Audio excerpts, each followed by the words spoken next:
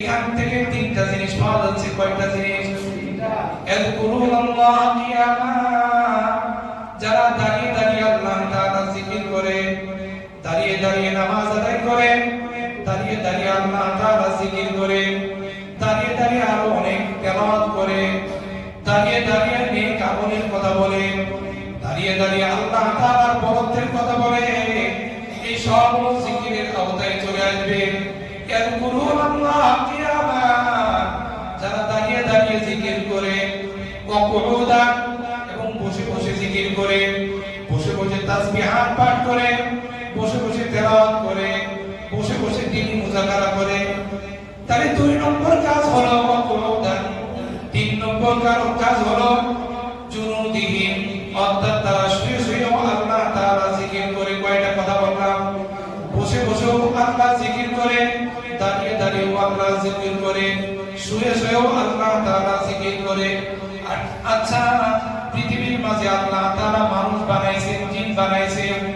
এই মানুষ বলেন, জিন বলেন, এই 2 শ্রেণীর মানুষ, 2 শ্রেণীর বস্তু। হয়তো এই 3 শ্রেণীর 3 বস্তুর মধ্যেই থাকবে। হয়তো কিছু মানুষ দাঁড়িয়ে থাকবে, কিছু মানুষ বসে থাকবে, কিছু মানুষ ঘুমিয়ে থাকবে। এর বাইরে কোনো মানুষ আসেনি? চলে বলেন। কিছু মানুষ দাঁড়িয়ে, কিছু মানুষ বসে, কিছু মানুষ ঘুমিয়ে, এর বাইরে কোনো মানুষ নাই। তার মানে আল্লাহ তাআলা বলেন, আল্লাযীনা ইয়াযকুরুনাল্লাহা কিয়ামান ওয়া কুউদান ওয়া আলা জুনুবিহিম, যারা 3 অবস্থায় আল্লাহ তাআলা জিকির করবে। তার মানে হলো এই 3 অবস্থার বাইরে কোনো অবস্থা নাই। হার সময় 24টা ঘন্টা যারা আল্লাহ তাআলা জিকিরের মধ্যে থাকবে। আল্লাহ তাআলা এরপরে বলেন, ওয়া ইয়াতাফাক্কারুনা ফি খালকিস সামাওয়াতি ওয়াল আরদ, আর তারা চিন্তা ভাবনা করে যে ওয়া ইয়াতাফাক্কারুনা ফি খালকিস সামাওয়াতি ওয়াল আরদ, আসমানের সৃষ্টি নিয়ে তারা গবেষণা করে, জমিনের সৃষ্টি নিয়ে গবেষণা করে। এই জমিন আল্লাহ তাআলা কিভাবে বানাইছেন, এর উৎপত্তি কোথা থেকে শুরু হয়েছে, কিভাবে আল্লাহ তাআলা বানাইছেন, কেন বানাইছেন, এই সব কিছু চিন্তা ফিকির করে।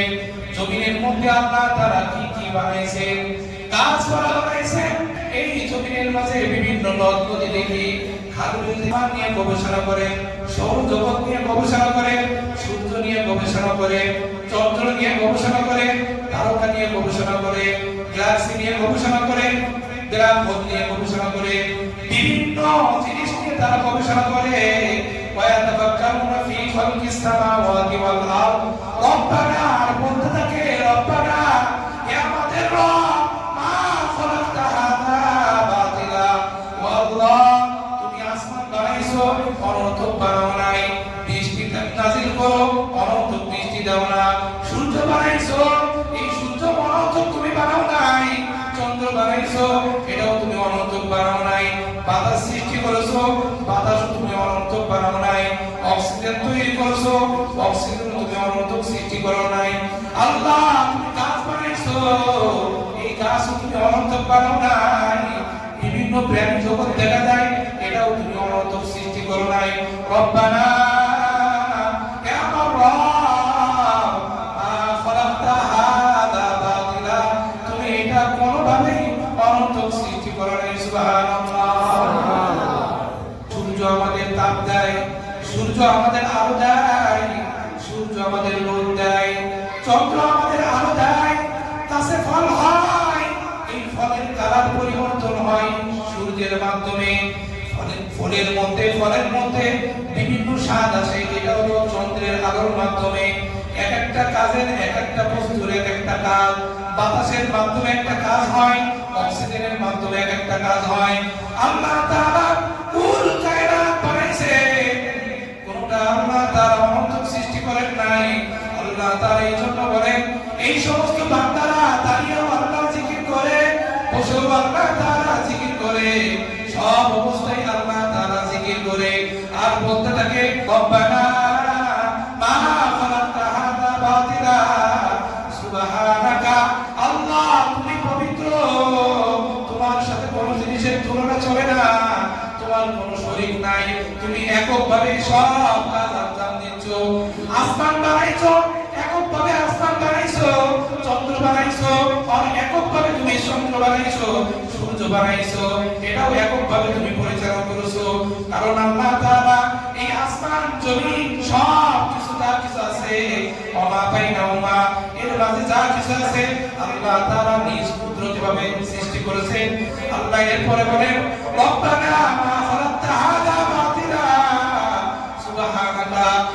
জ্ঞানীবানদের ব্যাখ্যা আমরা বুঝলাম, যারা সর্ব অবস্থায় জিকির করে, বসলেও জিকির, উঠলেও জিকির, শুইলেও জিকির, মসজিদে আসলেও জিকির, বাজারে গেলেও জিকির, সংসদ ভবনে গেলেও জিকির, ইউনিয়ন পরিষদে গেলেও জিকির, মানুষের সাথে কথা বলছে ওই সময় জিকির, স্ত্রীর সাথে সময় কাটাচ্ছে ওই সময় জিকির।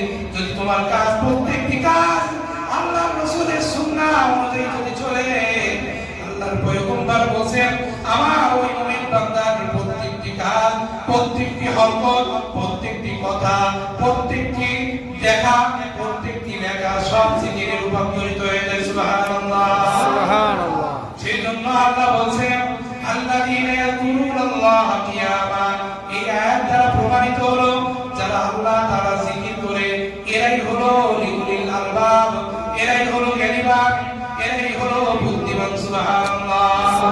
যারা বসতে গেলেও জিকির করে, উঠতে গেলেও জিকির করে, ঘুমাইতে গেলেও জিকির করে, এরাই হলো বুদ্ধিমান। আপনারা বলতে পারেন যদি জিকির করি তাহলে ঘুমাবো কোন সময়? ও বান্দা, তোমার ঘুমানো যদি আল্লাহর রাসূলের সুন্নাহ অনুযায়ী ঘুম হয় তাহলে তোমার ঘুমটাও জিকির। সুবহানাল্লাহ। তুমি ব্যবসা করো, তোমার ব্যবসার নীতিমালা আমার পয়গম্বর দেখাই দিয়েছেন। আল্লাহর রাসূল ব্যবসা করছেন কি করেন নাই? সিআই দিয়েছেন, ব্যবসার নীতিমালা দেখাইছেন, সততার সাথে ব্যবসা করছেন। ব্যবসা যদি আল্লাহর রাসূলের সুন্নাহ অনুযায়ী হয় তাহলে তোমার এই ব্যবসাও হলো জিকির। তুমি রাজনীতি করছো, আল্লাহর রাসূল রাষ্ট্র পরিচালনা করেছেন কি করে নাই?